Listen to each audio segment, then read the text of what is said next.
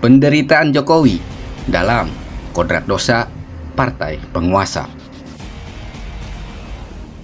Sebelum kita lanjut, jangan lupa subscribe dan nyalakan loncengnya agar tidak ketinggalan info terbaru lainnya dari tanda kutip. Lagi-lagi mereka yang mengaku wakil rakyat ternyata membuat gaduh rakyat. Setelah sebelumnya rancangan undang-undang atau RUU Ketahanan Keluarga yang diusulkan sejumlah anggota Dewan Perwakilan Rakyat menuai polemik. Kini muncul kekisruhan baru lewat rancangan undang-undang haluan ideologi Pancasila. Sebenarnya kisruh yang terjadi antara pemerintah, lembaga negara, dan masyarakat adalah positif, karena itu adalah bentuk keberagaman pendapat yang boleh tumbuh dan subur di sebuah negara demokrasi. Ada banyak pendidikan politik di sana. Jadi, di satu sisi, kemajuan teknologi turut memberi stimulus positif agar demokrasi terus mekar dan merekah. Sampai detik ini, belum ditemukan siapa sebenarnya pengusul atau pelopor RUU haluan ideologi Pancasila ini. Tapi yang jelas sudah dipastikan diusulkan oleh DPR RI. Dari catatan rapat Badan Legislasi pengambilan keputusan atas penyusunan rancangan undang-undang tentang haluan ideologi Pancasila pada 22 April 2020, RUU haluan ideologi Pancasila adalah RUU yang diusulkan oleh DPR RI dan disebut telah ditetapkan dalam Prolegnas RUU Prioritas 2020. Saya tidak akan terlalu detail. Teman-teman bisa membacanya sendiri di berbagai media. Tapi yang jelas begini, Partai Keadilan Sejahtera sebagai partai oposisi dengan terang-terangan menolak rancangan undang-undang haluan ideologi Pancasila. Berarti sudah jelas siapa yang mengusulkan. Tinggal dilihat saja siapa partai pemenang pemilu, siapa saja koalisinya, dan partai apa yang menguasai suara anggota dewan saat ini. Sangat mudah mengidentifikasi siapa pelopor di balik lahirnya RUU haluan ideologi Pancasila ini. Salah satu pasal yang sangat disorot adalah tentang konsep Trisila dan Ekasila. Dalam salah satu pasal pada RUU haluan ideologi Pancasila, kedua konsep tersebut termaktub dalam bab 2 angka Romawi pasal 7 yang berbunyi: 1. Ciri pokok Pancasila adalah keadilan dan kesejahteraan sosial dengan semangat kekeluargaan yang merupakan perpaduan prinsip ketuhanan, kemanusiaan, kesatuan, kerakyatan atau demokrasi politik dan ekonomi dalam satu kesatuan. 2.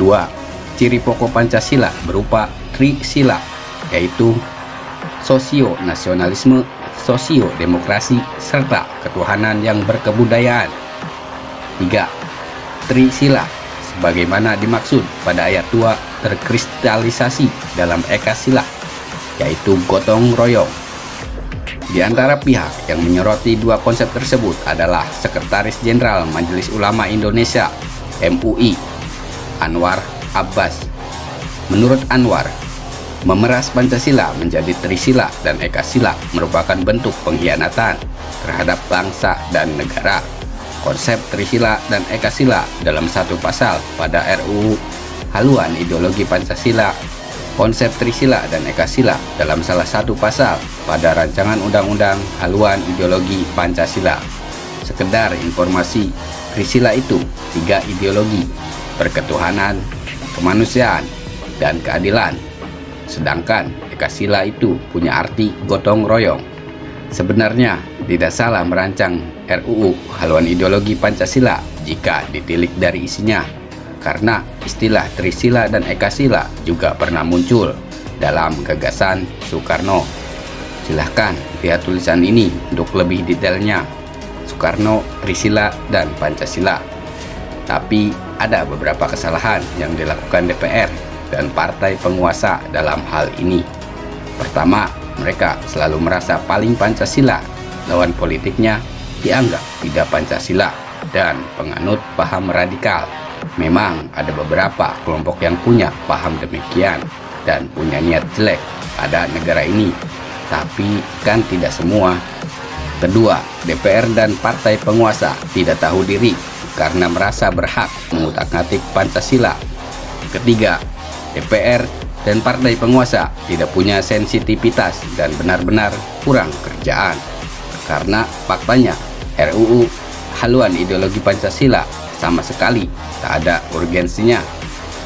Apalagi di tengah pandemi COVID-19 seperti sekarang ini. Semua sedang berjuang untuk bangkit. Bukannya membantu agar rakyat Indonesia agar cepat pulih, malah ngerjain yang nggak penting.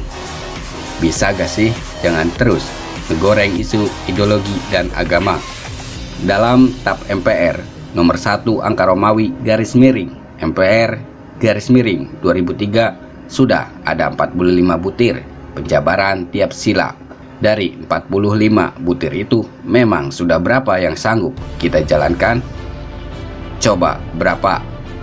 Harusnya kita semua merasa malu karena belum bisa menghidupi tiap butirnya. Bukannya merasa malu, ini malah dengan lancangnya mengutak-ngatik Pancasila tanpa bermaksud membela Pak Jokowi. Akibatnya demo dan penolakan RUU haluan ideologi Pancasila sedikit banyak ditujukan kepada Presiden. Bahkan sampai ada yang meminta agar Presiden diturunkan. Untuk golongan yang satu ini niatnya memang gak benar.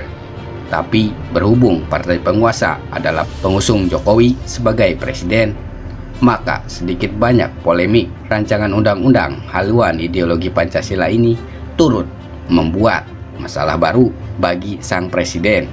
Isu ini memecah konsentrasi dan optimisme yang coba digaungkan Presiden tanpa perlu saya jelaskan.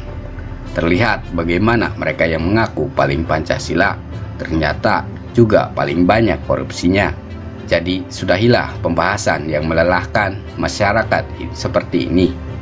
Sebaiknya para politikus memanfaatkan momen pandemi ini untuk belajar lewat Zoom, ikutan webinar, atau memperdalam ilmu agamanya masing-masing. Presiden dan kepala daerah bersama rakyat sedang berusaha bangkit di era pandemi ini. Hanya karena ideologinya diotak-atik, bukan berarti tiba-tiba budaya masyarakat jadi berubah. Lagian Pancasila itu untuk dipraktekkan, bukan untuk diklaim, diotak-atik, apalagi untuk barang dagangan politik.